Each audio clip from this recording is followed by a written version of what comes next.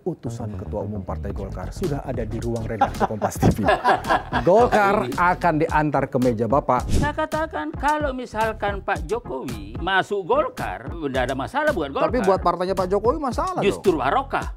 Jokowi itu bergabung ke Golkar jika selesai sudah tidak masalah, menjadi kader PD Perjuangan. Ya pasti dong. Sebaik-baik partai adalah partai yang bermanfaat bagi manusia. Kalau kehadiran Pak Jokowi menambah bobot Golkar untuk bermanfaat bagi manusia, kan luar biasa. Dengan cara.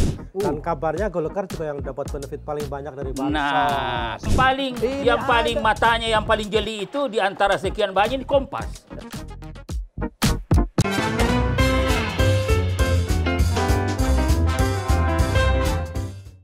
Ketemu lagi di Lanturan, ngelanturnya pasti mudah-mudahan relevan. Amin. Sebelum saya memperkenalkan siapa yang ada di tengah-tengah kita, saya izin mengutip, tenang saja Pak Jokowi, utusan Ketua Umum Partai Golkar sudah ada di ruang redaksi Kompas TV. Golkar akan diantar ke meja Bapak. Bang Idrus Marham. Siap. Sehat Bang? Sehat ya? Harus sehat. Jadi habis sehat fisik, sehat pikiran. Iya, 8 tahun jadi sekjen Partai Golkar. 1 periode jadi menteri nggak selesai. Nggak selesai. Diakhiri masuk pesantren. Masuk pesantren. Mungkin karena masih dianggap perlu ilmu.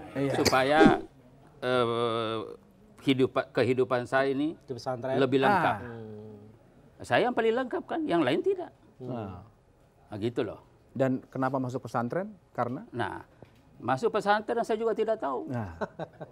Ya kenapa? Dan itulah sebabnya karena saya tidak tahu, saya punya keyakinan saya akan menghadapi. Maka sebelum saya ditetapkan untuk masuk pesantren, saya sudah siap-siap diri masuk. Mundur kan? Mundur dari menteri, mundur dari sekjen Golkar, dan lain-lain. Saya harus siapkan. Karena terlalu yakin. Karena sudah tahu ada suratan masuk pesantren. Ya sudah ada suratan, saya sudah dapat info masuk pesantren, dan saya siap-siap hadapi. Nah setelah itu, kebetulan kan waktu itu saya ada di NTB. Ya.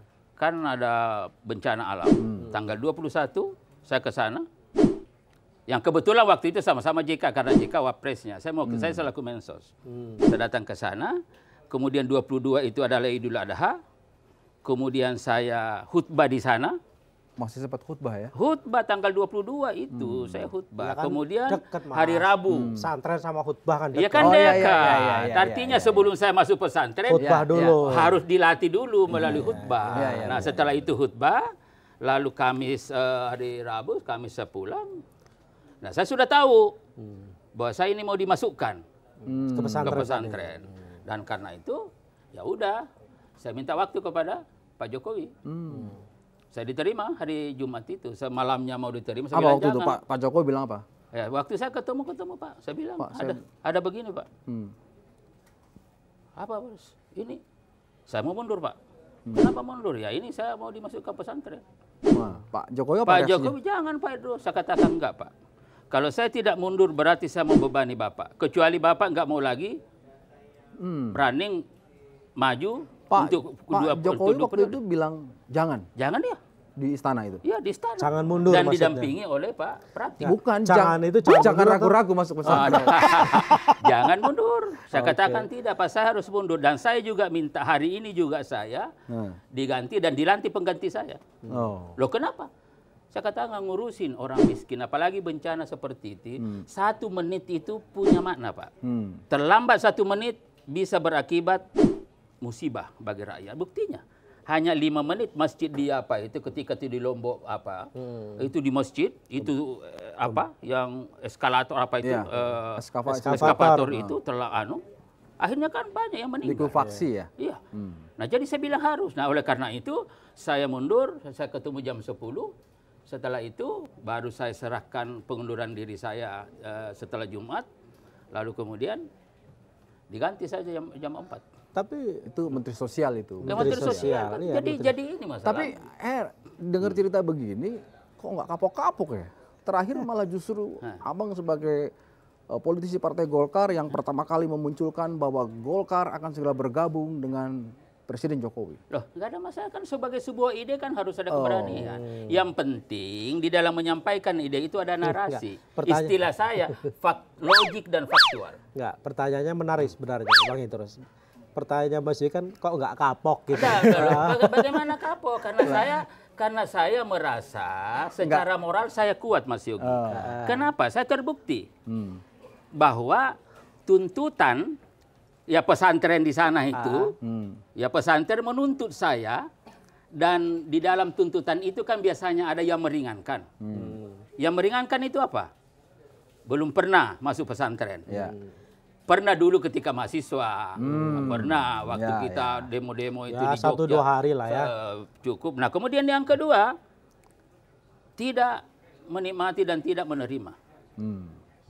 Saya pikir-pikir kok masuk pesantren tidak menikmati. Nah itu ada banyak orang di luar ini menikmati tapi tidak masuk-masuk. Biar ada bingung ini pesantrennya pesantren KPK. KPK maksudnya. Pesantren KPK. Jadi KPK jadi ini. Nanti pesantren marah. Nah ini luar biasa juga ini. Ini newsroom. Nah ini juga pesantren juga. Bang Idrus. Ini pesantren berita. Enggak, kalau Bang Idrus misalnya nggak merasa menikmati, ya kan nggak merasa melakukan. Dan terbukti. Iya, tapi kenapa? Terbukti begini. Kita anu aja. KPK menulis itu bahwa yang meringankan tidak, jangankan menikmati, menerima saja tidak. Oke. Nah ini kan jelas. Kemudian yang kedua, pernyataan dari kedua pelaku utama, yaitu saudara ini dengan Koco, bahwa Idrus tidak ikut sama sekali dan tidak tahu. Pertanyaannya kenapa Bang Idrus tetap dimasukkan pesantren?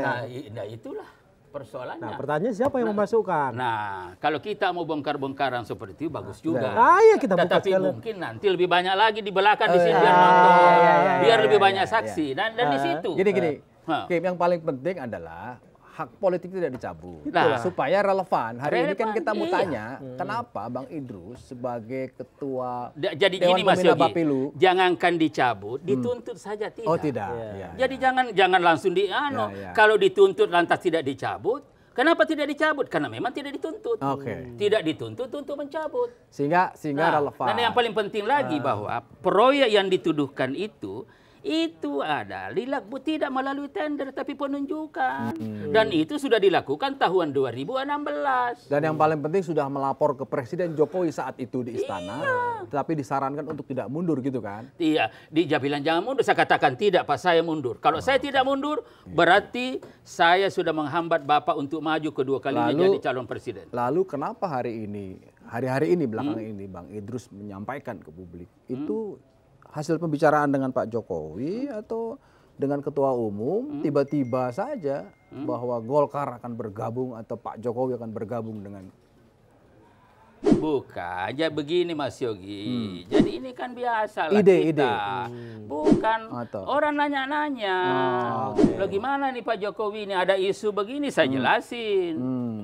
Ya saya jelasin pertama, kalau Jokowi masuk Golkar memang salah. Salah? Memang salah nggak? Saya tanya begitu. Kan tidak salah. Kenapa tidak salah? Karena Golkar ini adalah partai go public. Golkar ini adalah partai milik rakyat. Kalau bukan milik keluarga, bukan milik kelompok. Ini maksudnya nyindir siapa nih? Nah, bukan nyindir, fakta. Memang Golkar begitu. Kalau ada yang tetangga-tetangga. Kalau gitu contohnya partai yang milik keluarga ada? Nah, saya kira Kompas ini kan adalah suatu yang paling terkenal dan yang paling matanya yang paling jeli itu di antara sekian banyak ini Kompas. Jadi Kompas pasti lebih tahu dari saya. Jadi kalau ada apa-apa Kompas duluan gitu? Bukan, Kompas lebih paham. Maka Kompas harus bisikin saya dulu dong. Tadi enggak dibisikin sih. Iya. Karena itu waktu Abang masuk pesantren yang jadi headline pertama ya Kompas juga.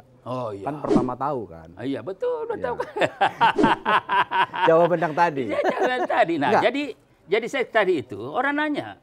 Saya katakan kalau misalkan Pak Jokowi masuk Golkar, enggak ada masalah kan. Nggak ada masalah. Buat Golkar. Nggak ada masalah buat Golkar. Tapi buat partainya Pak Jokowi masalah Justru barokah. Buat partainya Pak Jokowi masalah dong. Itu kan itulah sebabnya persoalan tetangga kita, teman-teman kita, saudara kita, itu adalah urusan rumah tangga sendiri. Kita tidak mau campuri. Kalau di sana sudah selesai misalkan, lalu Jokowi masuk Golkar, saya kira sangat luar biasa. Dan selama ini alasannya cukup banyak. Apa untungnya Pak Jokowi masuk Golkar bagi Golkar? Lah, pertama begini. Satu, suasana kebatinan Golkar dengan Jokowi, saya kira semua juga udah tahu. Ya udah tahu lah. Bagaimana suasana kebatinan, kemudian Jokowi beberapa kali ke Golkar, kemudian komunikasi kita sangat cair, kemudian Gibran kemarin juga calon juga dimotori oleh Golkar. Oh, Gibran itu pengusung utamanya justru Golkar. Iya, ya? Golkar justru. SK itu diserahkan oleh Ketua Umum Airlangga di markas besar Golkar di Selipi. Dan kabarnya Golkar juga yang dapat benefit paling banyak dari bansos. Nah, karena gitu. itu ini yang kedua. Karena Menko Perekonomian. Jadi Menko Perekonomian. belum masuk saja Jokowi, kontribusi Jokowi untuk jelas. menaikkan suara dan dibuktikan secara saintifik dari 85 insya Allah jadi 112, ini kan cukup besar. Jadi itu kontribusinya Pak Jokowi? Dijelaskan secara saintifik oleh para peneliti begitu. Dan secara faktual di lapangan Oh, juga Jokowi begitu. efek maksudnya. Iya. Dan secara faktual juga Mas Yogi kita lihat di lapangan. Dan kemudian yang ketiga, dan yang paling pokok, bahwa Golkar itu adalah sebuah partai yang menjadikan ide dan gagasan sebagai instrumen. Pikiran, itulah partai programatik. Itulah penjabaran atau implementasi daripada hakikat Golkar, karya ke karya. Emang kalau jadi sekjen 8 tahun. Bukan Mas Yogi, ini karya ke karya. Sekjen 8 tahun, Jadi pesantren 2 legasinya tahun. Pak Jokowi itu ada pada karya. Bahkan pendiri partai Golkarnya belum tentu ngerti kayak begini. Ini juga tidak boleh. Ini bahaya ini. Nah ini kan artinya kalau misalkan Pak Jokowi masuk, ya saya kira barokah. Barokah. Iya. Buat Bagi Golkar. Bukan musibah. Mungkin ada 1-2 orang menganggap musibah karena tokoh-tokoh merasa terhambat. Ya kita tidak berpikir individual, tapi kita berpikir institusi dan bagaimana masa depan Golkar. Tapi Bang, maaf, saya potong. Kalau suasana kebatinan di teman-teman Golkar sendiri seperti apa hari ini? Ya, itu. saya kira tidak usah kita jelasin. Ya, sampai pada hari ini begitu saya bicara kemarin juga kan juga tidak ada 1-2 bicara tentang aturan. Kalau bicara tentang aturan kan jawabannya jelas. Tunggu, sebelum jauh. Maksudnya penjelasan dari mengambil partai Golkar itu atau bergabung itu Pak Jokowi mau jadi ketua umum, mau jadi ketua Dewan Pembina, atau menjadi pemegang saham mayoritas di partai Dalam Golkar? dunia politik itu Mas Yogi selalu ada proses. Ya. Ya, selalu ada proses dan itu mengalir. Ya, jadi begini. Kan filosofinya begini Mas Yogi. Air mengalir dari hulu ke hilir perlu ada selokan. Minyak, gas mengalir itu perlu ada pipa. Ya. Dalam dunia politik, kemajuan seseorang atau partai kan perlu ada proses. Dan di dalam proses itu ada sebuah rekayasa-rekayasa yang dilakukan dalam pengertian bagaimana aturan-aturan itu jalan dengan baik. Ya. Nah ini kan ada pentahapan-pentahapan. Tentu masuk anggota. Lalu bagaimana positioning? Nah di situ kan ada diskusi lagi. Tata tertibnya kan 5 tahun jadi anggota. Nah 5 tahun. Oh, bisa diubah? Dia ADART itu. Bisa lah. Bisa diubah ya? Bukan. Jadi ada lembaga tertinggi yaitu Munas. Di situ jangankan bisa itu. Jangankan, di situ ADART bisa diubah. Di situ menentukan siapa ketua umum.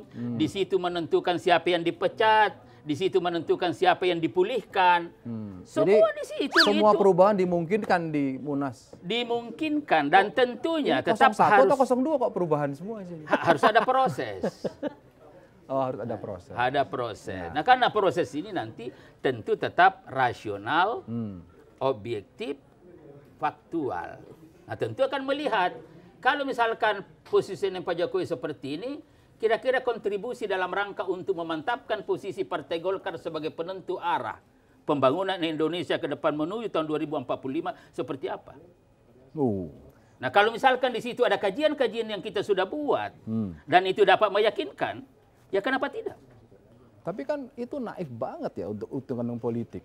Karena bukan, di sini bedanya. Karena di sini Mas Yogi, kita jangan selalu melihat politik dalam perspektif subjektif, praktis. Tetapi kita bicara tentang format dan keberadaan seseorang. Dan pada saat itu kita juga tahu bahwa Undang-Undang Dasar sudah mengisyaratkan bahwa tidak boleh menjadi presiden 3 kali. Tidak boleh 3 kali. Jadi karena itu maka kehadiran Pak Jokowi juga di situ sudah bicara betul-betul bagaimana kemajuan partai ini sebagai sebuah partai yang menentukan arah pembangunan Indonesia ke depan bersama dengan partai-partai lain. Bang Idrus ini kayak yakin banget Pak Jokowi pasti oke. Kan masih kader PDI Perjuangan. Karena kan tadi yang sudah bilang kalau misalkan tetangga kita sudah selesai. Oh. Kalau tidak ya jangan dong kita ganggu. Tidak boleh. Oh. Ya jadi biarlah urusan rumah tangganya. Lalu kemudian Mas Yogi kalau seandainya ini ya Oh, udah. kalau gitu diralat. Dia Pernyataannya diralat. Bang Idrus itu. Nah. Jokowi itu bergabung ke Golkar jika selesai sudah tidak masalah, menjadi kader PDI Perjuangan. Ya pasti dong. Gitu kan? Iya. Oh. Tapi kenapa Gibran yang masih notabene kader PDIP Udah keluar Gibran. udah keluar ya? Udah keluar. Tapi udah dikeluarin. Oh, udah. Pas diajukan sama Udah Golkar. makanya Gibran. Oh itu kan karena ada kartu apa Iya, itu? kan sudah KTA. dikembalikan. KTA sudah dikembalikan. Iya. Oh, di ketua Udah. Oh, Sudah itu. dan Bobby sudah bukan kader PDI Perjuangan. Udah dibilang. Masih Jokowi berarti. Berarti ketua umumnya Gibran gitu. Nah, semua Rela. Tidak bukan masalah rela. Sekali lagi, kalau masalah kita harus berangkat dari seberapa jauh kontribusi dalam rangka nah ini Mas Yogi. Apa tuh? Filosofi kita dalam membesarkan Golkar, bukan menguasai Golkar. Kita ini tanpa Jokowi ya. Ya. Kita sendiri Bagaimana membesarkan Golkar, bukan bagaimana menguasai Golkar. Kehadiran Pak Jokowi kalau di sini sudah selesai, ataukah Mas Gibran dalam perspektif untuk membesarkan Golkar, bukan menguasai Golkar. Nah, dua konsep ini secara sebagai sebuah paradigma itu beda implikasinya di dalam dunia Memang lain, politik. Kim. Kalau udah dapat jaminan kursi di atas 5 emang lain bicaranya. Beda memang, beda. Emang lain. Nah, ini dulu diselesaikan. Membesarkan Kalau Golkar. membesarkan itu berarti itu kan keinginannya kader Golkar. Tapi kalau yang dari luar masuk apa yakin membesarkan atau jangan-jangan menguasai? enggak, tetapi kan dalam menguasai dalam pengertian itu kan ada instrumen juga. Ada prestasi. Dan itulah karya kekaryaan. Jadi menguasai dalam pengertian bagaimana agar supaya kehadirannya itu akan menambah bobot bagi gerakan Partai Golkar untuk melakukan karya kekaryaan bagi bangsa. Kalau di dalam bahasa pemuda masjidnya, lokan kiai. Nah, ini adalah gerakan amal soleh. Jadi gerakan karya kekaryaan itu bahasa lain dari gerakan amal soleh. Nah, dari situ nanti ada hadisnya. Apa hadisnya? Hairun nas ampa'uhum linnas. Kan main. Sebaik-baik manusia adalah yang bermanfaat kepada sesama manusia. Termasuk Pak Jokowi Nah, bermanfaat karena bagi itu Golkar. maka Kalau lulusan sebaik-baik pesantren begini. Mas Yogi, Ya. sebaik-baik partai adalah partai yang bermanfaat bagi manusia. Kalau kehadiran Pak Jokowi menambah bobot Golkar untuk bermanfaat bagi manusia, kan luar biasa. Dengan catatan sudah tidak jadi kader PDI. Iya, jangan dong. Kita jangan pernah bicara. Kalau ini sebelum selesai, ya juga kita harus tegas dong. Nggak dapat Jokowi. Tapi kayaknya Gibran nggak pun segampang jadi. itu deh kalau di Golkar. Golkar itu kan faksinya banyak, ada Kosgoro, ada macam-macam. Nah, Emang jadi segampang gini, itu. tidak segampang itu ketika kita tidak memiliki visi yang secara konsisten menjadikan Kemarin di karya kekaryaan sebagai instrumen. Pak Yusuf Kala mengumpulkan senior-senior Partai Golkar. Ya lalu Kalimatnya Ada keluar aturan. kira. Ada aturan. iya betul.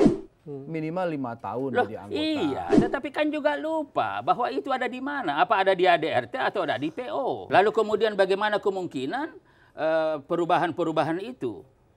Tetapi kalau misalkan sebuah perubahan dan karena kebutuhan, mengapa tidak? Iya. Tapi Pak JK ini tokoh loh di Golkar.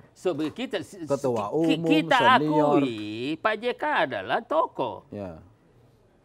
Tapi cuman saya permasalahkan, Mas Yogi. Ini kan kita bicara Oh Golkar. iya, Ya. ya, boleh. Kalau kita bicara tentang kedisiplinan aturan, coba kita juga lihat, buka apa? Aturan. Ya apa namanya? ADRT. Bukan, kita buka bagaimana sejarah. Oh, rekam jejak. Rekam jejak.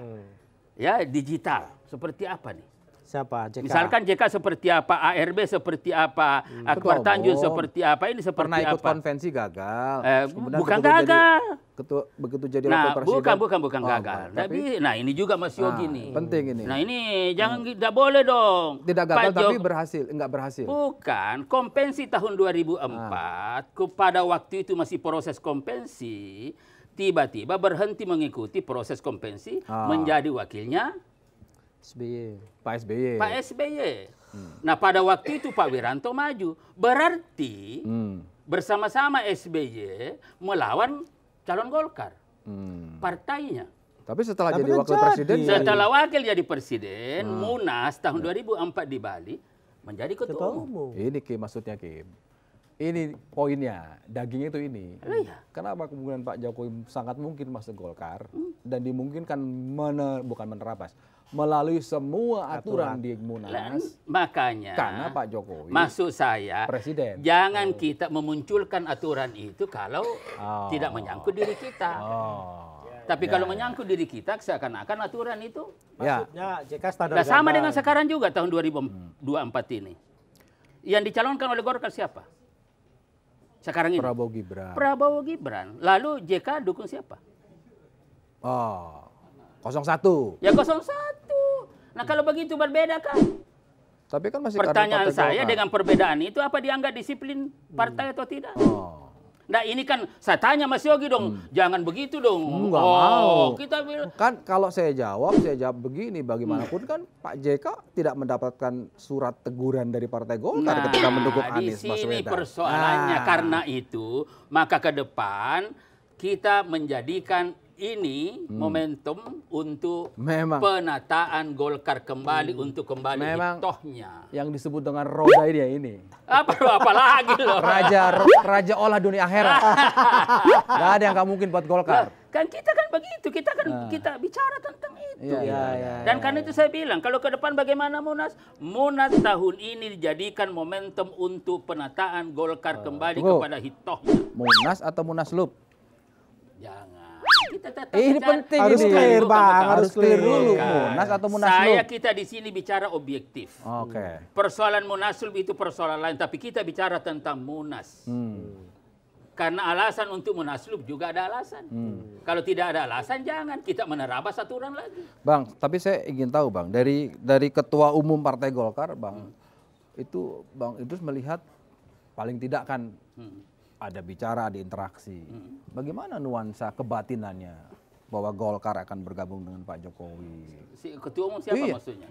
Ya Ketua Umum Golkar lah. Pak Erlangga kan selama ini kan Pak Erlangga adalah anggota koalisinya. Kemudian Pak Erlangga adalah menterinya di Koalisi Indonesia Maju.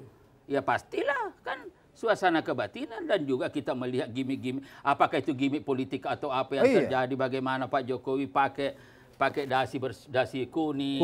Kemudian baju makan sama-sama dengan Erlangga. Ini kan jalan suasana kebatinan, ketawa-ketawa. Bagi kita kan hanya melihat. Ada lagi tuh, ini Kiai. Nahnu nahkum bidzawahir wallahu yatawallas sarair. Jadi kita ini Mas Yogi hanya melihat apa yang nampak. Jadi yang nampak antara Ketua Umum Erlangga dengan Pak Jokowi ini suasana kebatinan seperti itu kan ngalir aja. Yang tersembunyi kita tidak tahu. Yang tahu itu adalah yang bersangkutan dengan Tuhan.